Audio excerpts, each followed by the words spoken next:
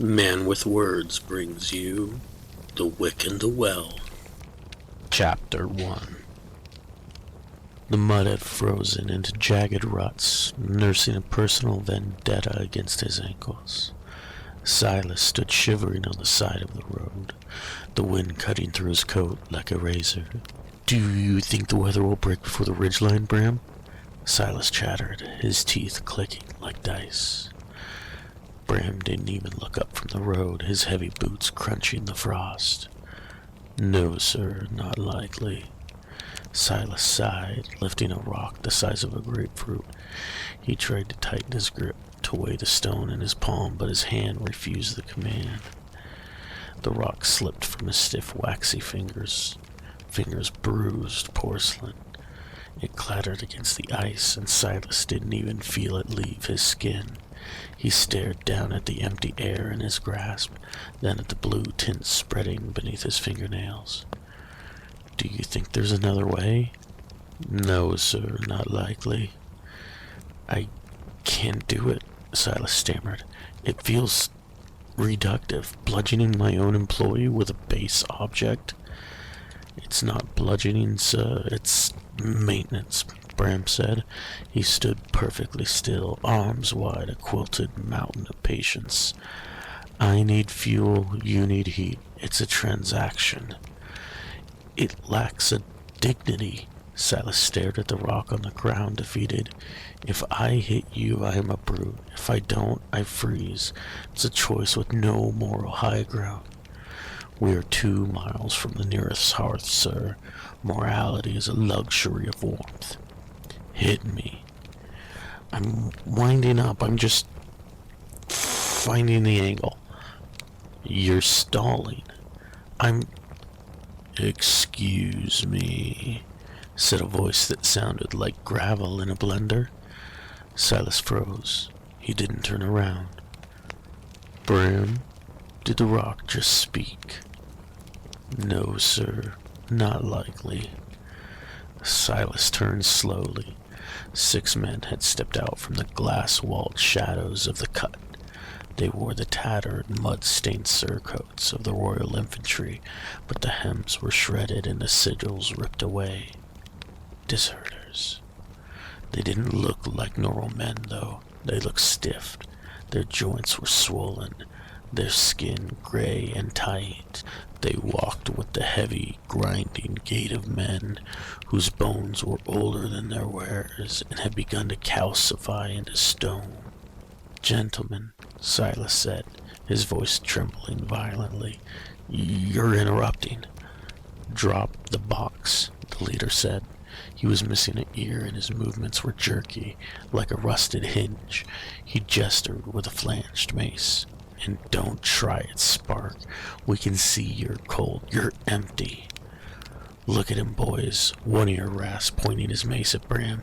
"A soft thumper, a proper dynamo. Look at that skin, not a rock or patch of gravel on him." The other deserters stared at Bram with a mix of hunger and hatred. They were broken anvils, thuds who had absorbed too much kinetic stress over a lifetime without the ability to convert it. They were walking statues of accumulated damage, locked in their own hardened flesh, their elbows and knees encrusted with the gravel of calcification. They hated Bram because of that soft, because he was still human. "Don't touch the big one ear commanded his crew. "If you hit him, he fills up. Just pin him and crush the windpipe." Bram sighed. It was a heavy, tectonic sound. He looked at the thuds, then looked down at his thick, quilted armor. "Sir?" "Hold this," Bram said.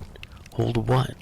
Bram unbuckled his chest piece. He let the heavy, shock-absorbing coat drop to the frozen mud. He stood there in just a thin linen undershirt, his skin pale and exposed to the biting wind. "Bram?" Silas hissed. "They're broken, sir," Bram rumbled, cracking his knuckles. "They leak. I don't need padding for cracked pots." "You'll break bones." "Better broken than frozen." Bram stepped away. "We all carry our stones, son.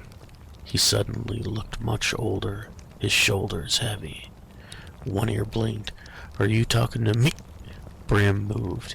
He didn't charge. He simply arrived in the leader's personal space. "I'm done with talking." Bram threw a right cross. It wasn't a fast punch, but it was heavy. Against a normal man, it would kill. Against One Ear, who had a kinetic resistance of a stone wall, it should have been absorbed. But One Ear was full. He was rocked. He couldn't take another ounce of force. One Ear's nose collapsed. The impact didn't vanish into a battery, it shattered the bone. He dropped without a sound, blood spraying the frost. "Jonas!" The thug of the leader's right screamed. "You dead-eyed freak, that was my brother!" "Formalities concluded," Bram muttered, raising his bare arms. "Come on, then. Show me your anger." The brother didn't think. He swung a rusted iron mace with the fury of a man watching his kin fall. He put his own weight into it, his own kinetic charge he had kept hoarded away. The mace slammed into Bram's unprotected ribs. But he didn't fly backward. He didn't crumble. The sheer, crushing weight of the swing hit him and simply dissolved. It poured through his flesh like water through a grate, bypassing the nerves and flooding straight into the cold quartz gripped in his left hand. The crystal flashed from a dull gray to a dull red. "More!" Bram wheezed, standing back up, spitting blood. "Is that all you broken toys have?" "Kill him!" The brother screamed, trying to wrench the mace free, but Bram's fist held firm, his teeth similarly clenched, bloodied and smiling. 3 more deserters rushed in. They swung with a heavy, uncoordinated strength of men whose joints didn't bend right anymore. A wooden club smashed into Bram's bare shoulder. A heavy boot kicked his thigh. A fist of granite slammed into his jaw. Bram took it all. He was a machine of conversion. His lips split. A purple bruise bloomed instantly on his shoulder. Every hit was a spasm of agony, a jolt of structural failure, but every hit fed the hunger in his hands. He was reaping, harvesting their violence. With his right hand, he fished a second crystal from his pocket, pressing it against his thigh just as the boot connected. The second crystal sparked orange. Bram roared. He shoved the mace wielder back into the others, creating a momentary gap. He was swaying, breathing hard, blood trickling from his mouth, but the crystals in his hands were singing. "Catch!" Bram coughed, tossing the brighter of the 2 stones over his shoulder. Silas caught it. The warmth hit his palm instantly. "Oh, thank the gods," Silas whispered. He squeezed the stone. The red light drained from the crystal, but it wasn't a gentle heat. It invaded the spaces where his nerves screamed. For a flamer, the magic wasn't a gift. It was a constant, low-grade agony that they learned to wear like a coat. It was pain, but it was his pain. Silas closed his eyes.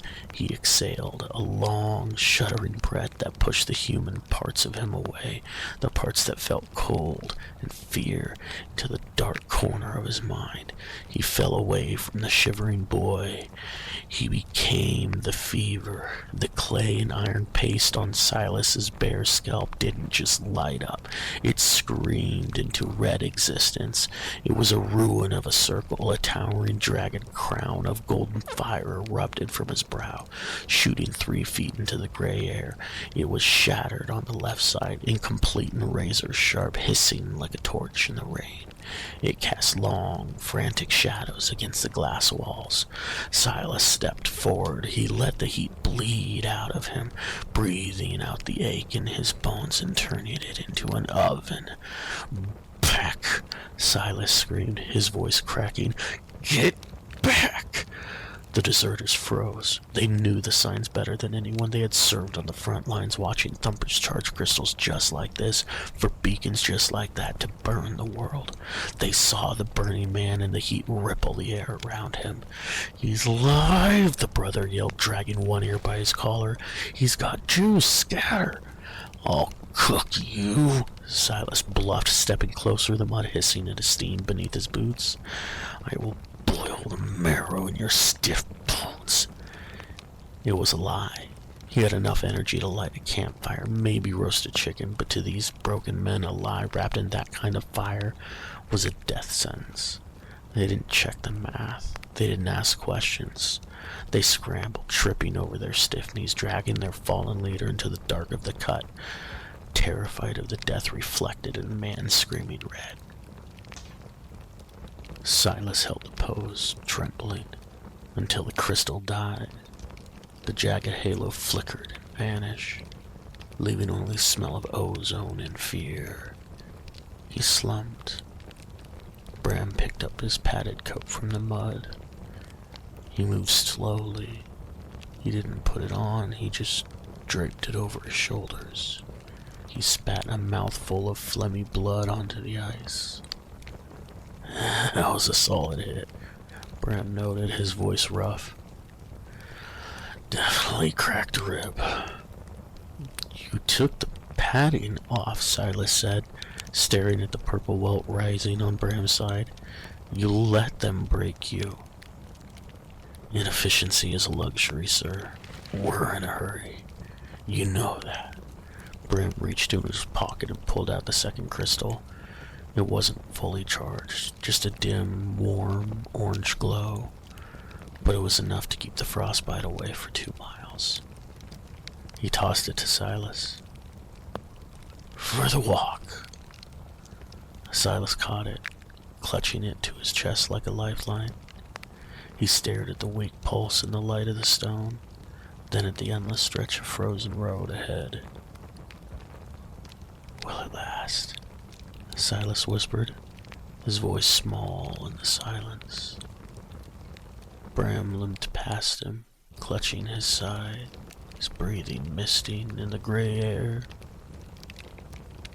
No, sir, not likely.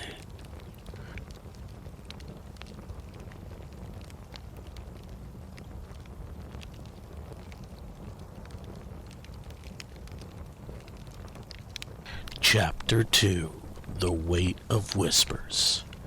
The Crossroads Inn was a sprawling timber beast that smelled of roasting pork, wet wool, and the sourness of unwashed bodies.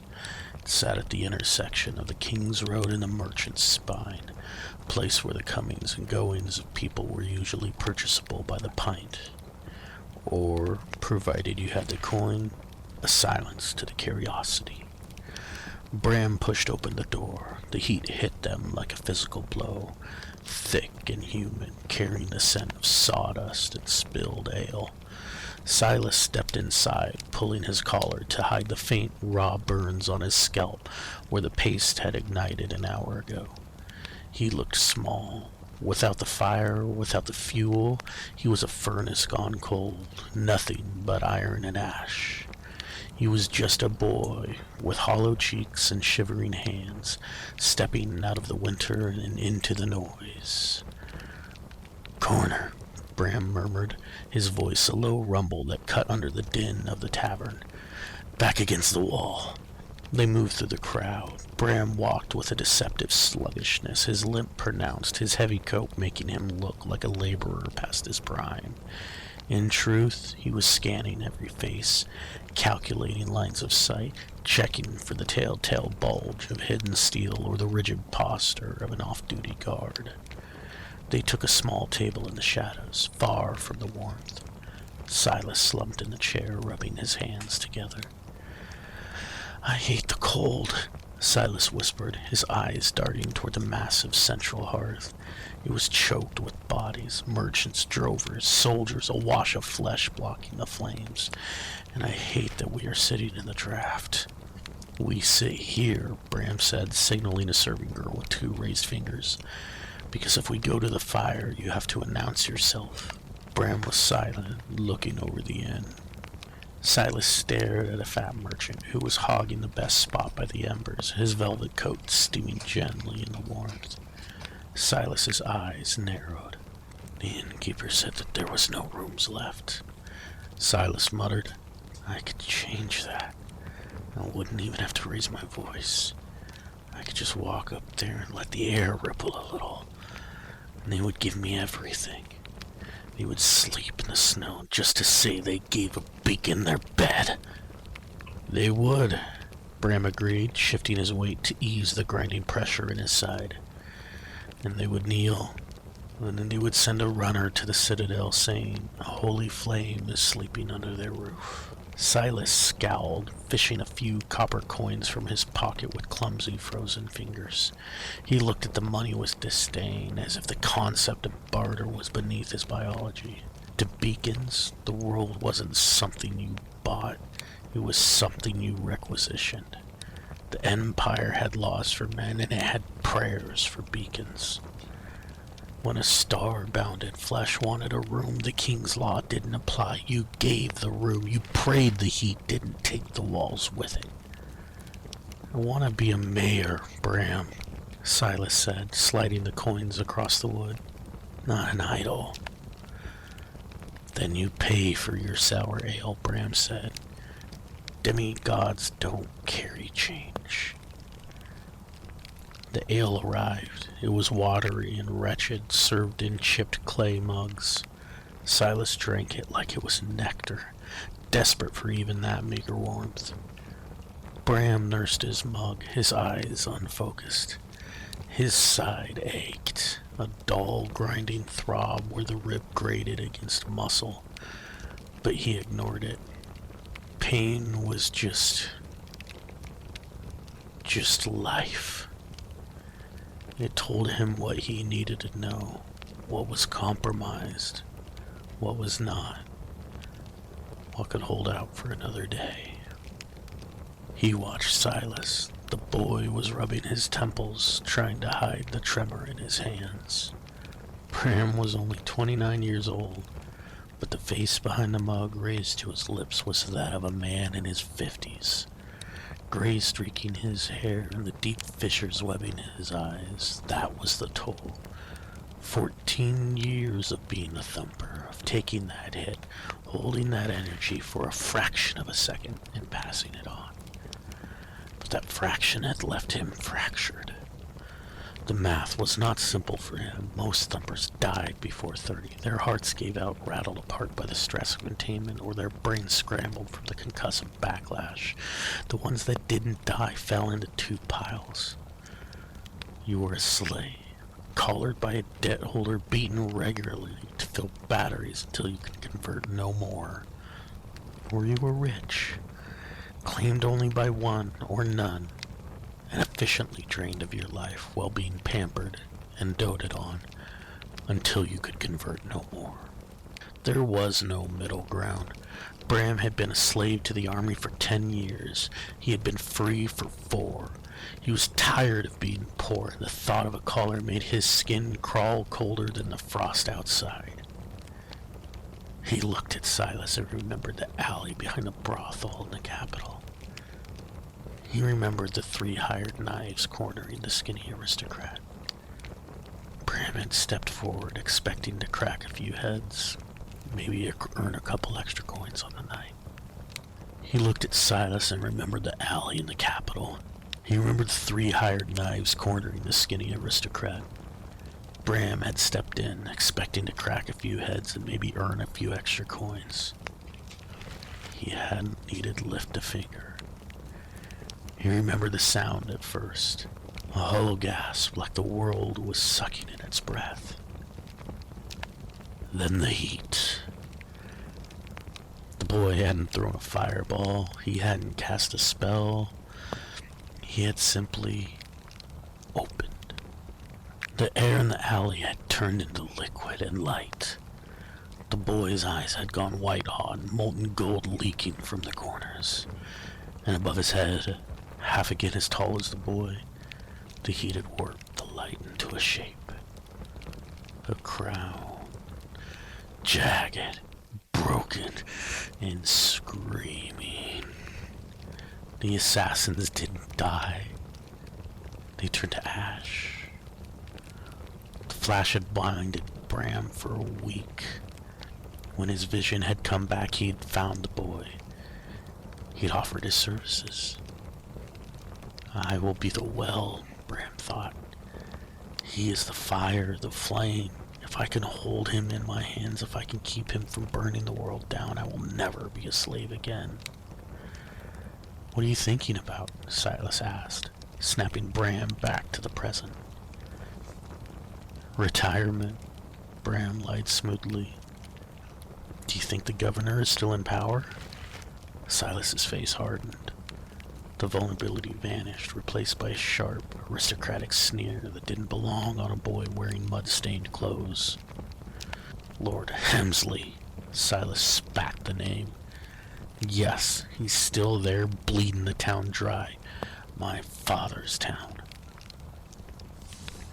He has the Imperial Charter, Bram reminded him.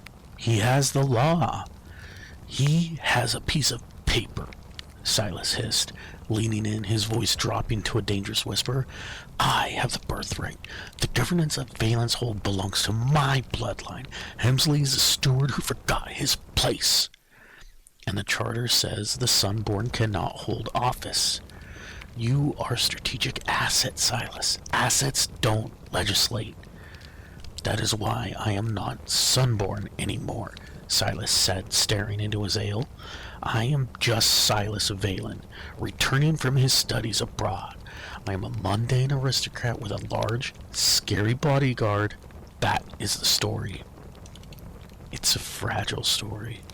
It has to hold, Silas said, that desperation evident in his voice. The town? I saw the reports, Bram, before I left the capital. The tithes Hemsley is demanding? He's three-bleeding the farmers and strangling the guilds. He's treating the citizens like spent tallow. I won't have it. A hush fell over the table next to them.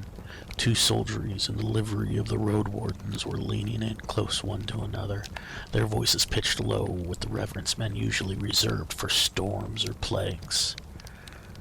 I saw one of them at the North Pass, one soldier said, staring into his drink. Didn't even look at the toll gate. He just walked through. I swear the wood didn't even burn. It just turned to dust as he passed. Like the timber understood its own offense and just gave way. Did the captain stop him? The other asked. Stop him? The captain offered him his own horse. The first soldier whispered, and when the thing took it, the captain thanked him for the blessing.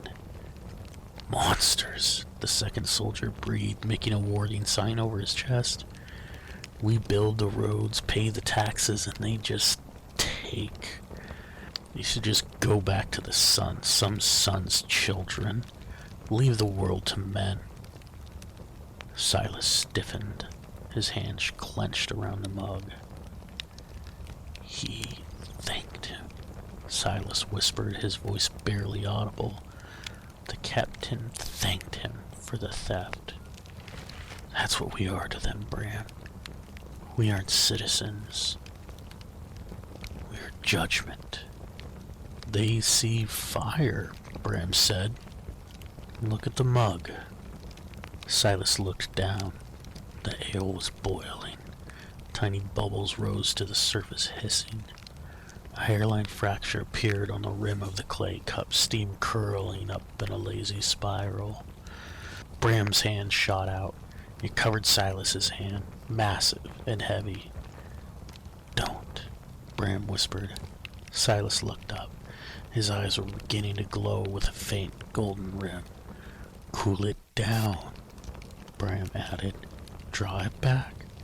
Hide the crown, Silas. Silas closed his eyes. He was so angry. He took a shuddering breath, forcing the heat back down into the marrow, locking the door on the furnace. The bubbling stopped. The steam dissipated. When he looked up, his eyes were brown again, though they looked tired, bruised. I'm tired of hiding, Bram, Silas said, his voice small. I'm tired of being something they kneel for. I know, Bram said, releasing his hands.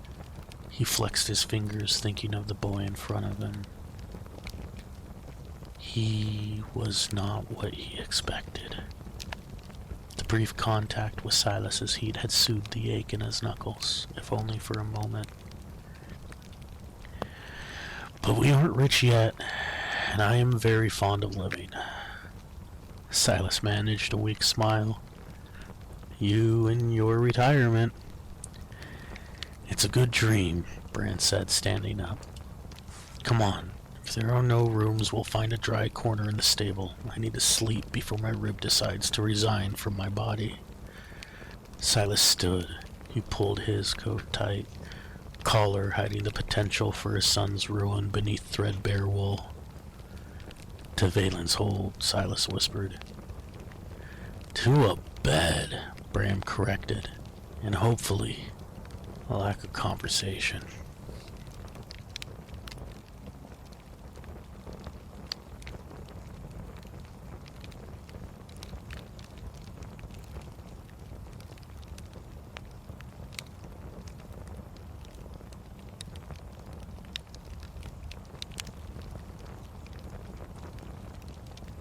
Chapter 3.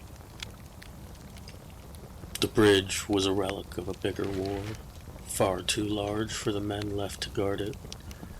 Twin towers of gray granite rose from the riverbed, connected by a span of stones thick enough to march a legion across. But the legion was gone. Now it was just a quiet, echoing checkpoint. Maybe 4 dozen men held the whole garrison, their boots barely making a sound against the vast, empty stone. It smelled of wet rust, wood smoke, and the kind of boredom that makes men numb. Bram adjusted his collar of his coat, hiding the bruises from yesterday's road. He didn't slouch. He walked with the heavy, rhythmic gait of a man who had marched across the continent twice. Shoulders back, Silas, Bram murmured, his voice low but sharp. These aren't city watchmen. These are regulars. They smell fear like dog shit. Silas walked a step behind, head down, hood up. The twin towers holding the bridge between as if its own courtyard were once totally the color of gray granite, but now held the blacks and greens of the forest beyond it. The weather of the area shone in its weathered hide. They reached the gatehouse. It wasn't a gate or door or even a bar.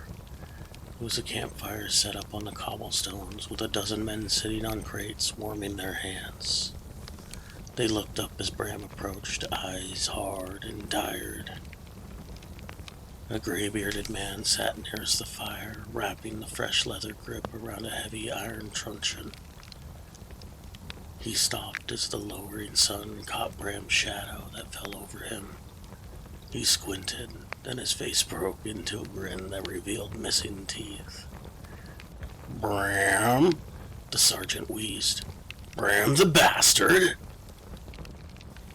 Sergeant Galen, Bram said, a genuine smile cracking his stoic mask. I thought the frost took your toes 10 years ago. It tried. Galen laughed, standing up. He didn't ask for papers. He grabbed Bram's forearm in a grip that said he knew him. Boys, this is the man I told you about. The one who carried the standard and ran forward at the siege of Oakhaven when the rest of us could only cower. The young soldiers, who had been eyeing Silas suspiciously, relaxed instantly as all of their gazes went to Bram. The tension in the air vanished, replaced by a sudden, warm camaraderie. A flask was produced. Bread was broken. Just passing through? Galen asked, passing the flask to Bram. Me and the boy, Bram said, taking a long pull and wiping his mouth. We're fragile these days. We're just looking for quiet roads. Fragile? Galen snorted, looking at Bram's thick shoulders. If you're fragile, I'm the Emperor's mistress. He looked at Silas. Who's the hood? He's my nephew, Bram lied smoothly. He's mute, but he listens well, he said, eyeing Silas. Bram spent the next 10 minutes not as a broken man, but as a soldier again. He asked about their pay. complained about the command, and learned the names of the 3 new recruits. By the time he stood up to leave, the dozen men at the gate weren't just guards. They were brothers in arms. It felt good to be around his own again. "Gate's open for you, Bram," Kalen said, signaling the tower. "Are you going to stay tonight?" A young country fellow with his mouth full followed up. Just then the ground began to tremble. All stopped mid-bite. It wasn't an earthquake. It was weight. A transport wagon rumbled into the yard from the opposite side, the Capitol Road. It was sleek, black lacquered wood with gold trim, pulling to a halt with a heavy, expensive finality. It didn't look like a wagon, it looked like a vault on wheels. The windows were shuttered. The driver was faceless behind a helm. "Capital money," Kalen spit, his mood souring instantly. "Mercenaries." The wagon door cracked open. A man stepped out. He was lanky, dressed in a tightly held leather that looked like a second skin wired to him. He moved with the precise, economic motions of a man who didn't waste time. He had a face that was entirely forgettable, bland, sharp-eyed, professional. He looked at the mud, then at Kalen. He didn't sneer, he just looked bored. "Make way," he said flatly, turning back to the wagon before he was even done talking. Kalen, emboldened by the presence of his old war hero friend, didn't hesitate. He stepped forward, his mace resting in the crook of his arm. He was an old dog, and this was his yard. "This is a military checkpoint," Kalen said, his voice rough. "Not a servant's entrance. State your business and present your manifest." The Lightfoot stared at him. He checked a pocket watch attached to his belt, then snapped it shut. "We're on a schedule, Sergeant. We do not stop for toll collectors. Now move aside and make way." "Of course. Just first, the reason for passage," Kalen insisted, tapping his belt where the toll ledger hung. "And inspection of cargo. Standard protocol for non-military transport, you see." "Open up the back," he said, motioning with his chin. The Lightfoot stared at Kalen for a long second, calculating the time it would take to argue versus the time it would take to remove him. He turned back to the wagon. "East siding protocol, sir," the Lightfoot called out. He didn't shout. He spoke clearly to the shuttered window. There was a moment of silence from the back of the wagon. Then the latch clicked. "Clear the trash," a voice from the inside said. Smooth, bored, deadly. The doors swung wide. It wasn't cargo. It was an army. 8 men poured out in perfect synchronization. They weren't the standard thuds that Silas was used to seeing, messy brawlers and scrap plate. These were men in uniform. They wore matte gray armor that fit perfectly, high-collared jackets and helms that obscured their faces. Each man held a mace of black iron. The weapons were short, brutal, and heavy. Embedded in the flanged head of each mace was a cut gemstone, glowing with a nasty, unstable violet light. Weld maces that were attuned to their handlers. Bespoke weapons, each of them. They fanned out instantly, forming a lethal semicircle around the gatehouse. Then, the dawn rose. A sunborn stepped out. Bald head, he wore a coat of crimson velvet that cost more than the garrison's combined lifetime wages. He wasn't wearing armor. The air around him shimmered in a heat haze. A beacon. The Lightfoot stepped onto the running board of the wagon, crossing his arms. He watched the soldiers like an accountant watching a ledger that didn't quite balance. The beacon didn't look at Kalen. He looked at the gatehouse behind him. "I do not have time for the bureaucracy of insects," the beacon sneered. He raised his hand. The air in the courtyard shifted. It wasn't a gradual warming. It was a sudden, violent spike in temperature. The mud around the beacon's boots instantly hissed into dry, cracked clay. Kalen took a step back, shielding his face. rebuttal dying on his lips as the waves of heat reached him. The beacon just sneered. He thrust his hands forward. He wasn't aiming at Kalen, he was aiming at the structure itself behind the man. He was going to incinerate the checkpoint to save 5 minutes of paperwork.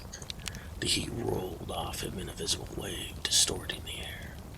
Bram moved. He didn't think, he reacted. He lunged forward, grabbing Kalen by the back of his breastplate and hauling him backwards just as the heat wave surged forward. "Silas!" Bram roared.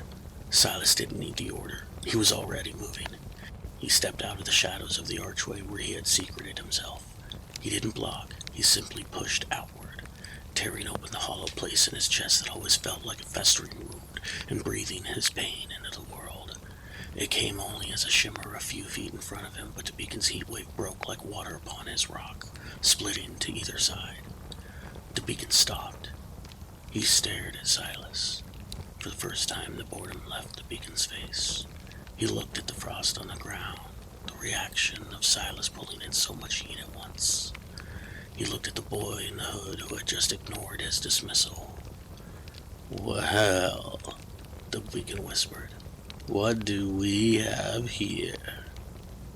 "A problem," Bram growled, stepping up beside Silas. He drew the simple iron mace he kept under his coat, no more than a metal bar. Kalen, realizing he had almost been cooked alive, scrambled up from the mud. "Form up, damn you! Form up!" The 11 other soldiers, terrified but loyal, scrambled into a ragged line. They leveled rusty pikes and dented iron cudgels against the matte gray perfection of the mercenaries and their glowing weapons. The Lightfoot didn't smile. He just shook his head and took a step back and waited. The beacon did smile, a cruel, radiant thing. "Kill the soldiers," the beacon commanded, "but leave the boy alive. I want to see how much he can hold before he bursts." The 8 mercenaries stepped forward, but they didn't shout. They simply raised their gemmed maces, the violet lights flaring as the warriors fed them with each step.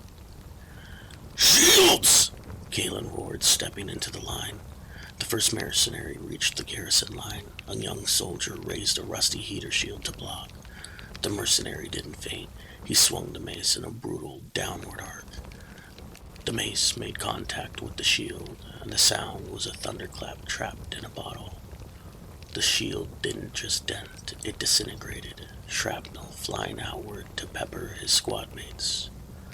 The soldier was thrown backward more than a body length, landing in the mud, wheezing, his arm equally shattered. "Hold!"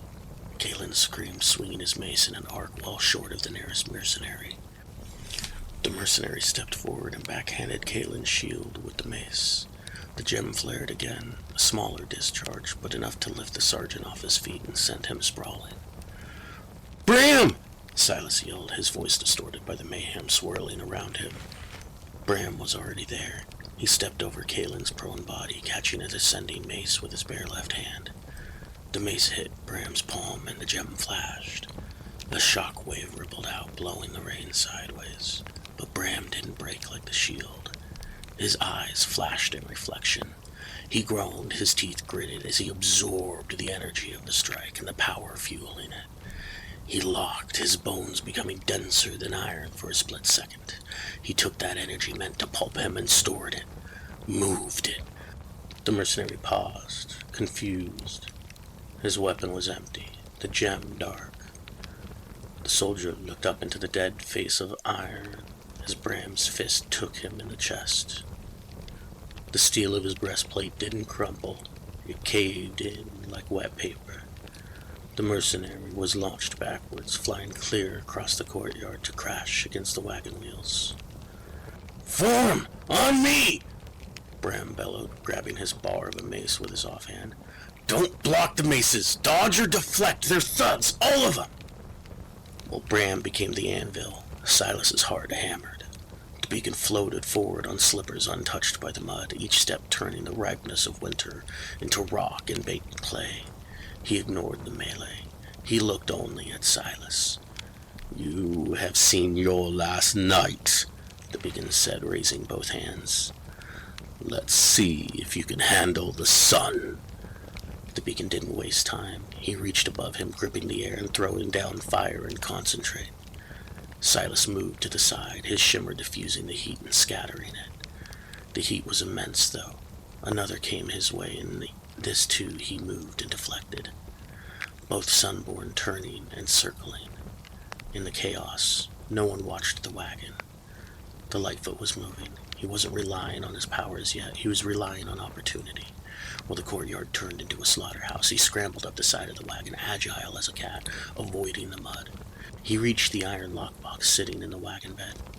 Got it, he muttered. He looked at the gatehouse roof. It was 15 feet away and 10 feet up, too far to jump. He looked down. The ground was 8 feet below at the tallest. The Lightfoot climbed onto the high driver's seat of the wagon. He didn't hesitate. He clutched the box to his chest and jumped. Not up, but down, straight towards the cobblestones. He fell like a stone. The impact never came. He caught the energy of the fall, bit into the air, and redirected himself. He shot forward. The vertical drop was translated instantly into horizontal velocity. He became a blur, skimming inches above the mud, moving faster than a galloping horse. He hit the sloped wall of the gatehouse with enough momentum that his boots found purchase, and he simply ran up the vertical stone, carried by the sheer speed generated from the drop. He vaulted the parapet and landed on the lower roof in a crouch. The Lightfoot shouted, his voice cutting through the noise. "I got it! I'm clear!" The beacon, still distracted by Silas, flicked his eyes towards the roof. "Go!" the beacon shouted. Then he turned his full power on Silas, unleashing a wall of fire. "And you? Burn!" Silas didn't run. He turned his back on the fire. He trusted his nature. He trusted the heat. Silas spun with his hands backwards, palms open to the oncoming wall of fire, but he looked forward, locking eyes onto the fleeing Lightfoot of the roof. He pulled and threw. He didn't just pull the heat, he pulled the energy out of the air itself. The wall of fire behind him collapsed, sucked into his own design, feeding it as he sent it skywards towards the man. Silas screamed, and a shockwave of hot, dark pressure erupted from him. It clipped the Lightfoot's ankle just as he turned to run. The man spun out of control, the lockbox slipping from his fingers. The box tumbled off the roof, heavy iron crashing down toward the melee below. It landed in the mud between Bram and the lead mercenary. The impact popped the latch. The lid swung open. The fight stopped. The maces stopped glowing. The fire died. Inside the box, a 127-sided gem was pulsing, nearly a perfect sphere. It wasn't empty like it had started its journey. It had been reacting to the massive output of energy in the yard. It had been drinking, and it was screaming, a high-pitched whine of want that made every bone in Silas's body ache. "Do not," the beacon said, his eyes locked on Silas, whose eyes were locked on the gem. "Do not touch that stone." The mercenary leader didn't even look at the gem. He looked at Bram. He saw the only thing in the courtyard that could stop him from taking it. He stepped over the mud, his black armor hissing. The violet gem in his mace flared, not with a steady light, but with a strobing, hungry pulse now of newly fed energy. He swung, a horizontal strike meant to end the fight right away. Bram didn't dodge. He couldn't give ground. He brought the iron bar up, bracing it with his forearm. The impact was heavier than a falling building.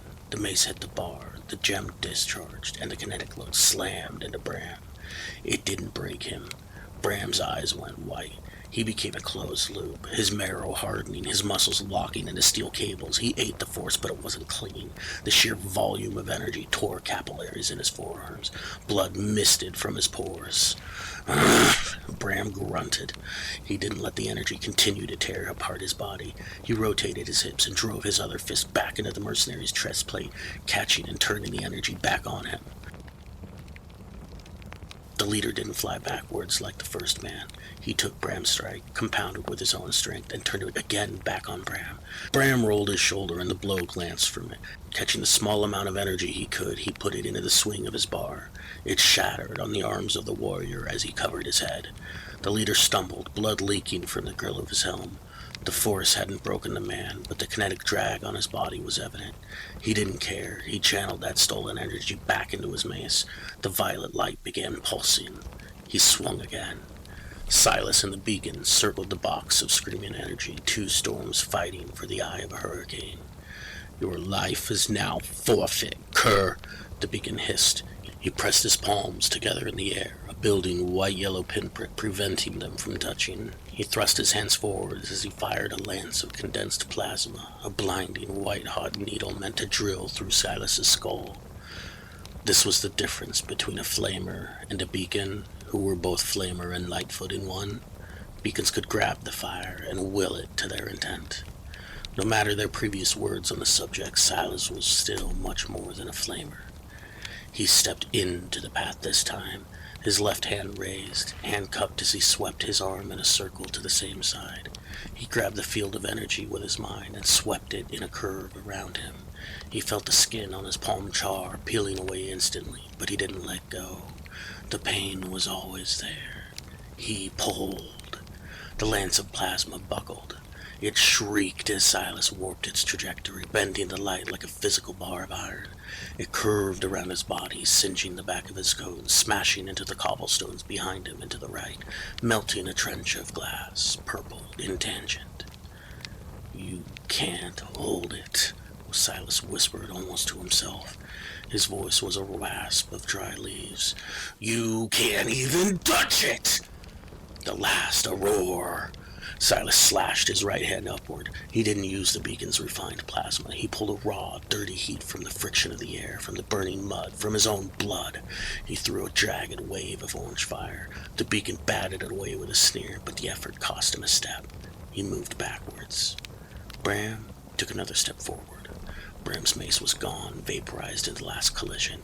He had caught the leader's own mace with his bare hands, clamping them around the haft just below the head. He let the energy flow through his body to his feet as he kicked out at the man's legs, a river of pain flowing downwards. The man took the kick on the bottom of a raised foot and let it lift him slightly, only to come back down on the fist of Bram's head. The mace dropped in the exchange. Bram grabbed his arm and threw him to the ground over his shoulder, only for him to land crouched and trying to use the momentum to similarly toss Bram. These two men were not only at the height of their given magical powers, but impressive pugilists as well. The air between them distorted as they fought, passing energy back and forth in mountains and waves, fractions of each leaving their mark with each pass. Bram's nose began leaking red. It was all too much. He was drowning in the power he was holding. How much longer could he hold it? "Is that all?" Bram roared, blood coating his teeth. He was less Bram than he was the energy pulsing inside of him. He headbutted the leader. It wasn't a physical blow, it was an explosion. Bram released the accumulated energy they had been trading in a sudden, single redirection. The beacon was sweating. The effortless grace was gone. His velvet coat was scorched, his face soot-stained. Silas was fire, feral flame, a conduit that didn't care if it burned out. The beacon tried another lance, aiming for the gem itself, trying to shatter it or knock it away. Silas did not know which. He caught the bolt in midair. He didn't just curve it this time, he spun it. He grabbed the plasma stream, twisted it into a single loop around a dancer's pirouette, and whipped it back at the source. The beacon screamed as his own fire grazed his shoulder, boiling the flesh. He stumbled back, his eyes wild, looking for space, looking for air, an escape. "Stay back!" The beacon shrieked, gathering a massive sphere of heat between his hands, a miniature sun meant to level the courtyard. The beacon braced himself, the ground slick under his slippers, and pushed his own fire to dance away from Silas's flame, the ball of fire forgotten. Silas stepped forward, pressing the advantage. His boot came down. Bram didn't look up, but he was sure that the mercenary leader didn't have a head anymore. Bram's headbutt had delivered so much force that the leader's helmet had collapsed inward and the neck underneath had simply vaporized. The body stood there for a second, a headless statue in matte gray armor, the mace still glowing in its dead grip. Bram could feel the remnants of the mountain they had passed back and forth still cooped up inside of him. He stepped forward and kicked the leader full in the chest, getting rid of the rest of the energy. The corpse was flung backward with enough force that it slammed into two of the remaining mercenaries, bowling them over like pins. Bram dropped to his knees. He vomited blood. His vision was a tunnel of gray noise. He had won, but he felt like he had fallen from the tower. Every inch of him was broken, held together only by will. He looked up, through the blur, at Silas. Silas's heel struck the iron lockbox. It didn't feel like a stone. It felt like a door opening. The 127 faces of the well connected to the hollow ache in Silas's chest. Pain became ecstasy, became pain again. He looked out to all around him. They were all staring at him. There was no sound, just absolute silence as the world and those in attendance held their breath. Silas's eyes were twin stars and his skin glowed brilliant. He looked down at the beacon who was cowering in the mud, raising a hand in a futile gesture of defense. You wanted to see how much I could hold? Silas said. His voice wasn't human. It was the royal rage of a mountain bubbling. Silas's hand went to the side, palm out. He didn't touch the beacon. He just let the light breathe. A wash of pure, concentrated energy erupted from Silas. It wasn't a fire. It was only white light and the memory of heat. The beacon became a similar light. The velvet coat didn't burn. It vanished. The skin didn't blister. It became transparent until it wasn't. The muscles, the organs, the arrogance. It was all unwritten, unmade. The light faded. Everyone was still staring at the spectacle. Silas stood over the box, smoke rising from his shoulders. At his feet, lying in the scorched mud, was a pristine skeleton. The bones were polished, smooth, glowing red with residual heat that didn't quickly fade.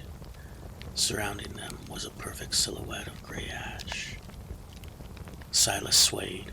The connection to the gem broke as he fell backwards, landing hard in the mud next to Bram. The courtyard was silent. The mercenaries, the soldiers, the Lightfoot on the roof. No one moved. They stared at the bones and the boy who made them. The silence lasted exactly 3 seconds. It was broken by the sound of boots hitting mud. The Lightfoot had recovered fast, while the rest of the courtyard stared in horror at the pile of bones that used to be a demigod. He moved with purpose. The beacon was dead, but the asset was everything. He slid from the lower root of the gatehouse, landing in a crouch next to the open lockbox. He didn't look at the bones. He reached out, snapped the iron lid shut, and silenced the gem's siren song. The click of the latch was time's cue to no longer be exclusive to this man alone. There was an explosion of movement as soldiers and mercenaries again began to breathe. "Stop him!" Bram croaked. Bram tried to stand, but his legs were jelly. He slipped, falling to one knee, coughing up a fresh spray of bright blood.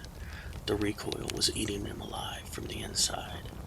The Lightfoot didn't waste time gloating. He grabbed the handle of the box, hefted the weight, and bolted. He didn't run for the gate. The gate led to the road, and the road was flat. He couldn't generate speed on the flat. Not with this weight, not with the garrison waking up. He needed altitude. He needed to fall. He sprinted for the eastern tower. "Silas!" Bram wheezed, grabbing the boy's coat. "Get him!" Silas blinked, his eyes fading back to exhausted gray and striving for focus. He felt hollowed out, scraped clean, but the sight of the box moving away triggered a primal instinct. That was his hollow. That was his silence. Silas stumbled to his feet, hauling Bram up with him. They lurched across the courtyard, past the stunned soldiers and groaning mercenaries, trying to decide whether to continue fighting now that their sunborn had set. The Lightfoot hit the tower door at full speed, kicking it open. "After him!" Sergeant Kalen yelled, finally shaking off the shock. He pointed his cudgel, but his men were slow, heavy with fear. Silas and Bram had already been moving. They hit the spiral stairs a few moments after the Lightfoot. It was a grueling nightmare of an ascent. Bram hauled himself up by the railing, leaving bloody handprints on the cold stone. Silas scrambled on all fours, his lungs burning, his body's memory of the fight making his vision swim. They could hear the Lightfoot above them. He was fast, unburdened by injury or exhaustion. "Don't let him jump," Bram grasped, his voice wet, not sure if he was heard. They burst out of the stairwell and onto the open roof of the tower, 300 feet above the river valley. The wind hit them instantly, cold and biting, smelling of the future rain. The Lightfoot was already at the edge. He stood in between the stone parapets. The wind tried to whip his leather coat about. The lockbox was tucked securely under his left arm.